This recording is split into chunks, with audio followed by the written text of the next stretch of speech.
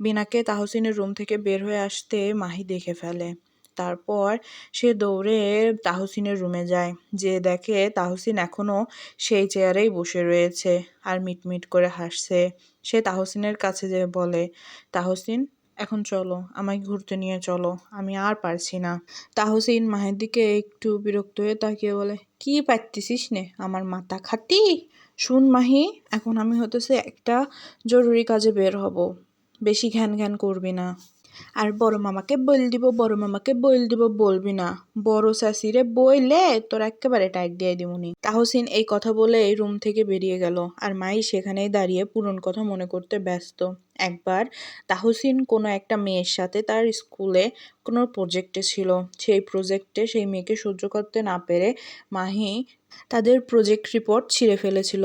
ভাগ্য ভালো সেটার আর একটা কপি তাহসিনের কাছ ছিল। সেদিনকে তার বড় মামি তাকে একটা থাপ্পড় মেরেছিল। মাহির আজও মনে পড়লে তার বুক কেঁপে ওঠে। তাহসিন তার রুম থেকে বের হয়ে এমপ্লয়ি সাইডে এসে বিনাকে উদ্দেশ্য করে বলে, মিস বিনা, ব্লু ফাইলটা নিয়ে আমার সাথে আসুন, এখনই আমাদের ক্লায়েন্টের সাথে দেখা করতে যেতে হবে। বিনাও দ্রুত ফাইল এবং ব্যাগ নিয়ে তাহসিনের পিছন পিছন যায়। বিল্ডিংয়ের নিচে এসে তাহসিন তার বাইক বের করে আর বিনাকে বলে, আমার পিছনে উঠুন। বিনা আমতা আমতা করলে বলে, দেখেন মিস বিনা, এত সময় নেই আমার হাতে, আমাদের সেখানে শীঘ্রই যেতে হবে।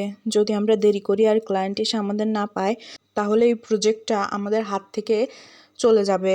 বিনা শেষমেশ কি করবে না বুঝে তাহসিনের পিছনে উঠে বসলো। আজও পিছনের অংশ ধরেই বসেছে। তাহসিন সেটা খেয়াল করে বলল, দেখেন মিস বিনা, যদি রাস্তার উপর শুটকি মাছের মতো লুটায়ে থাকেন, তাহলে কিন্তু আমি ওইখানেই ফেলে থুয়ে চলে যাব। এই জন্য বেশি ন্যাকামি না করে আমার কাঁধ ধরুন। বিনার এই কথা শুনে মেজাজ হয়ে গেল গরম। সে তাহসিনের কাঁধ ধরলো ঠিকই, কিন্তু খুব শক্ত করে। তাহসিনের একটু ব্যথা লাগছে কাঁধে, তাও সে চরম খুশি বিনা তাকে স্পর্শ করেছে। তাহসিন বাইক চালিয়ে সোজা চলে এসেছে পার্কে। বিনা চারদিক ভালো করে দেখে ভুরু কুচিয়ে তাহসিনের দিক তাকিয়ে বলল, এই জায়গা ক্লায়েন্ট আমাদের আসতে বলছে? তাহসিন কি বলবে ভেবে পাচ্ছে না, সে উপর নিচে মাথা নাড়ল। বিনা আবার চারদিকে দেখে বলল, আপনি শিওর ক্লায়েন্ট আমাদের এখানেই আসতে বলছে? তাহসিন পুনরায় উপর নিচ মাথা নাড়ল। বিনা আবার জিজ্ঞেস করলো, তাহলে ক্লায়েন্ট কই? ক্লায়েন্ট যদি এখানে আসতে বলে, তাহলে ক্লায়েন্টের তো এখানে উপস্থিত থাকার কথা, তাই না? নয়তো আমাদের একটা এক্স্যাক্ট লোকেশন দেওয়ার কথা, যেখানে আমরা তাদের জন্য ওয়েট করব। দেন, সেই লোকেশনটা দেন। তাহসিন বলে উঠল, লেকের পারে। বিনা জিজ্ঞাসা করলো, ক্লায়েন্ট আমাদের এখানে প্রজেক্টের কথা বলতে ডাকছে নাকি প্রেম করতে ডাকছে যে লেকের পাড়ে ডাকবে?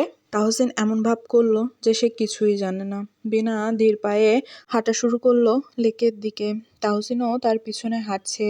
প্যান্টের পকেট থেকে তার ফোনটা বের করে বিনার পিছনের একটা ছবি তুলে নিল। তারপর একটু পা বাড়িয়ে বিনার পাশে হাঁটা শুরু করলো। বিনাকে উদ্দেশ্য করে বলল, আচ্ছা, আপনার কি খেতে পছন্দ? এই কথা শুনে বিনা মনে মনে ভাবলো, আচ্ছা, এই বেটা কি আমার সাথে লাইন মারতেছে? অবশ্য লাইন মারলে আমি খুশি হব, কিন্তু বেটার সমস্যাটা কি? বিনা দীর্ঘশ্বাস ছেড়ে বলল, ফুচকার আইসক্রিম খেতে খুব ভাল লাগে। তাহসিন বলে উঠল, ও তো আমি জানি, কিন্তু অন্য কি খেতে ভাল লাগে আপনার? বিনা হাঁটা থামিয়ে দিয়ে তাহসিনের দিকে তাকিয়ে বলল, আপনি কি করে জানেন? তাহসিন মাথা চুলকাতে চুলকাতে বলল, সাধারণত মেয়েদের এগুলাই পছন্দ, তাই না? বিনা বলল, তাই বুঝি? তো জীবনে কতগুলা মেয়েরে দেখছেন যে জানেন যে তাদের কি কি পছন্দ আর কি কি অপছন্দ? তাহসিন কি বলবে কিছু বুঝতে পারছে না। বিনার দিকে তাকিয়ে মনে মনে ভাবছে, আমি তো তোমায় ছাড়া অন্য কাউকে জানি না, কিন্তু কিভাবে বলবো আমি সেটা তোমায়? সে একটু রহস্যচ্ছলেই বলল, হবে হয়তো শৌখানিক, অত গুণী না আমি আবার। এমন কথা শুনে বিনার মনে একটু ব্যথা হলো, এই পিঁপড়ে কামড়ালে যেমন হয় আর কি। তাহসিনের এই কথা শুনে তার খুব রাগ হচ্ছে। সে কি করবে বুঝতে না পেরে হাতে থাকা ফাইলটা তাহসিনের দিকে ছুঁড়ে মারলো আর বলল, বেশি হাসবেন না, কোন সময় একটা না দাঁত খসে পড়বে, তখন কাঁদে বাঁচবেন না। এই বলে বিনা পুনরায় হাঁটা শুরু করলো। 2-3 মিনিটের পরে তারা লেকের সাইডে এসে বসেছে, কিন্তু ক্লায়েন্ট কই? ক্লায়েন্টের তো কোনো খবরই নাই। বিনারা যে জায়গায় বসেছে তার পাশেই ছিল একটা ফুচকার স্টল। তাহসিন উঠে যেয়ে 2 প্লেট ফুচকা অর্ডার দিয়ে আসলো। 2-3 মিনিটের ভিতর সেই প্লেটগুলোও চলে আসলো তাদের সামনে। তাহসিন বলল, নেন, আপনার না ফুচকা খাইতে পছন্দ, খান। বিনা কিছু না বলে ফুচকা তুলে নিল। সে যত জিনিসেই রেগে থাকুক, সে ফুচকাকে কোনো সময় না বলবে না। খেতে খেতে তাহসিনকে বলল, আপনিও খাওয়া শুরু করুন। তাহসিন বলল, না, এই 2টাই আপনার জন্য। বিনা জিজ্ঞেস করলো, কেন? তাহসিন বলল, আমি ফুচকা খাই না, আপনিই খান। বিনা জিজ্ঞাসা করলো, তাহলে 2টা কেন অর্ডার দিলেন? তাহসিন বলল, আপনার রাগ ভাঙাতে। আপনি তখন থেকে গাল ফুলিয়ে বসে রইছেন, আর আমাকে যেভাবে দেখছেন মনে হচ্ছে এখনই আঁচড় দিবেন। বিনা একটা ভেঙচি কেটে 1 প্লেট শেষ করে আর 1 প্লেট খাওয়া শুরু করলো। সে দেখলো তাহসিন তার দিকে তাকিয়ে আছে। বিনা বলল, আপনি না খান না, তো আমার দিকে এভাবে তাকিয়ে রইছেন কেন? তাহসিন একটু বেঁকে হেসে বলল, হ্যাঁ, আমি খাই না, কিন্তু কেউ যদি খায় তাকে দেখা তো বারণ নেই, তাই না? বিনা সাথে সাথে একটা ফুচকা হাতে নিয়ে তাহসিনের মুখের ভিতর টপ করে ভরে দিল আর বলল, কে জানে আপনি এভাবে তাকায় রইছেন, আমার যদি পরে পাতলা পায়খানা হয়? খান বলছি, খান। তাহসিন বিনার এরকম কথা শুনে কাশতে শুরু করলো। তার বিষম লেগেছে। বিনা তাড়াতাড়ি তার পেছনে যেয়ে পিঠের উপর থাবড়াতে শুরু করেছে। পানি খেয়ে ও বিনার থাপ্পড়ের কারণে এখন তাহসিন একটু স্বাভাবিক। বিনা আবার তাহসিনের সামনে যে বসে বাকি ফুচকাগুলোও শেষ করলো। বিনা তাহসিনকে কিছু বলতে যাবে, তার আগেই তাহসিনের ফোনে একটি কল আসলো। তাহসিন একটু উঠে দূরে গেল এবং ফোন রিসিভ করলো। 1 মিনিটের মধ্যে কথা শেষ করে বিনার সামনে বসে তাহসিন বলল, ক্লায়েন্টরা কল দিয়েছিল, ওনারা আজকে মিট করতে পারবে না, ওনারা আবার কালকে মিট করবে, কিন্তু এখানে না, ওনাদের কোম্পানিতে। বিনা ব্যাগ ও ফাইল নিয়ে উঠতে উঠতে বলল, তো চলেন এখন অফিসে। বেনা চলে যেতে লাগলে তাহসিন বেনার হাত ধরে বলল, যেহেতু চলেই এসেছি, আর একটু সামনে যাবেন, ওইখানে না নৌকায় করে উঠে পদ্ম ফুলের ভেতরে ঘুরায়। নীল পদ্মের লেক ওইটা। এই কথা শুনেই বেনা হ্যাঁ সূচক মাথা নাড়ল। তার নীল পদ্ম খুবই পছন্দ, সে নিজেও জানে না কেন। অন্যদিকে অফিসে বেলা এখনো বেনার চেয়ারে বসে কি করবে কিচ্ছু বুঝতে পারছে না। তার কাছে যে কেউ আসছেও না, তাকে কোনো কাজও দিচ্ছে না।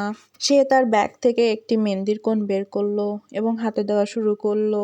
সে সময় অপচয় করা খুবই পছন্দ করে না, এই জন্য যে সময় ফাঁকা সময় পায় নয়তো ঘুমায় নয়তো কোনো কাজ করে। বেলার হাতে মেহেদি দেওয়া শেষ হলে সে দাঁড়ায়, হঠাৎই ঘুরতে যাবে, তখনই কার সাথে যেন ধাক্কা খায় আর তার হাতটা যেয়ে পড়ে কারোর সাদা শার্টে। সে ভয়ে ভয়ে ওপরে তাকায়, দেখে তাজমল তার দিকে একটু বিরক্ত হয়েই তাকিয়ে আছে। তাজমল কোনো কিছু বলতে যাবে, তখনই বেলা হাউমাউ করে কান্না করতে করতে ওয়াশরুমে দৌড় দেয়। তার হাতের মেহেন্দি লেটকে গেছে, আল্লাহ জানে কেমন দেখতে লাগবে। তাজমল এখনো বেলা চলে যাওয়ার দিকে তাকিয়ে আছে। সে বুঝতেই পারছে না সেই মেয়েটা কেন কাঁদলো, সে তো এখনো তাকে বকাই দেয়নি। তাজমল তার কেবিনে চলে গেল। চারিপাশে শত শত পদ্ম, যেদিকে চোখ যায় সেদিকেই শুধু পদ্ম আর পদ্ম, বিনার পছন্দের নীল পদ্ম। আর এই পদ্মগুলো রোদের ভিতরে আরো অপূর্ব লাগছে। বিনা এতক্ষণ এই দৃশ্যে মগ্ন ছিল, সে তাহসিনকে খেয়াল করেনি। কিন্তু গত 1 ঘন্টা ধরে তাহসিন শুধু বিনার দিকেই তাকিয়ে আছে। মেয়েটাকে অপূর্ব লাগছে। এই নীলপদ্মের ভিতরেও তার নীলপরীকে সব থেকে সুন্দর লাগছে। হালকা বাতাসে বিনার চুলগুলো উড়ছে, তার উপর বিনার ঠোঁটে সেই হাসি যা প্রতি মিনিটে আঘাত এনেছে তাহসিনের বুকে। তাহসিন হাত বাড়িয়ে পানির ভিতর থেকে একটা নীলপদ্ম ছিঁড়ে বিনার দিকে এগিয়ে গেল। বিনাকে উদ্দেশ্য করে বলল, এই নিন, এটা আপনার জন্য। বিনা একটু মুচকি হেসে তাহসিনের হাত থেকে পদ্মটা নিল আর বলল, আমাকে এখানে নিয়ে আসার জন্য অনেক ধন্যবাদ।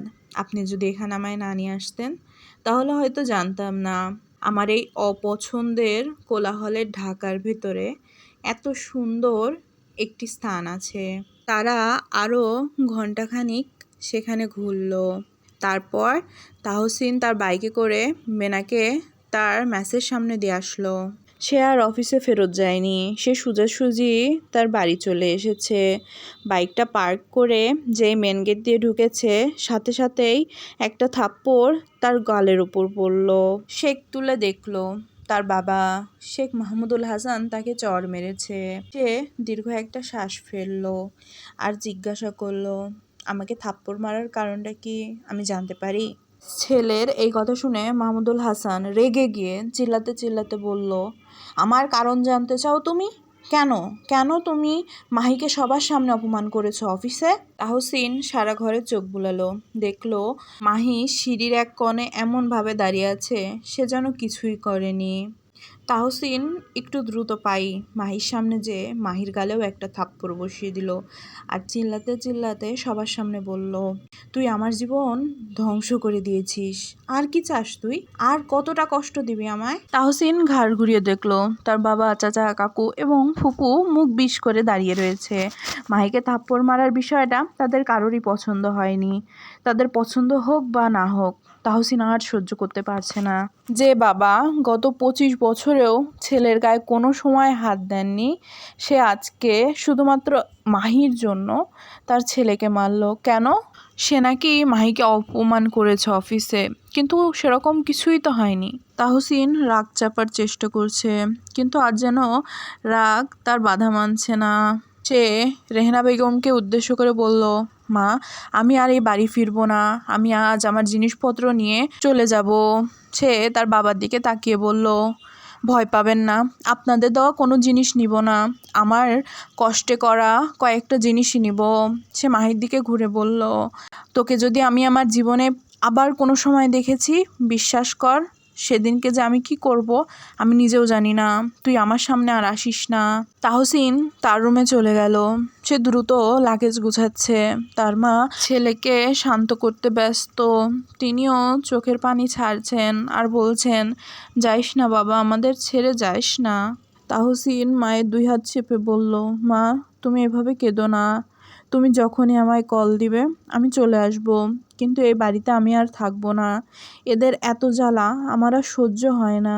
রেহেনা বেগম কিছু বলতে যাবে, তখনই দুইজন খেয়াল করলো তাহসিনের দরজার সামনে মাহমুদুল হাসান দাঁড়িয়ে আছেন, কিন্তু কোনো কথা না বলেই তিনি সেখান থেকে চলে গেলেন। এনার এই কর্মকাণ্ডে এখন রেহেনা বেগমেরও রাগ হচ্ছে। তিনি এখন ছেলেকে সাহায্য করছেন তার লাগেজ গুছাতে।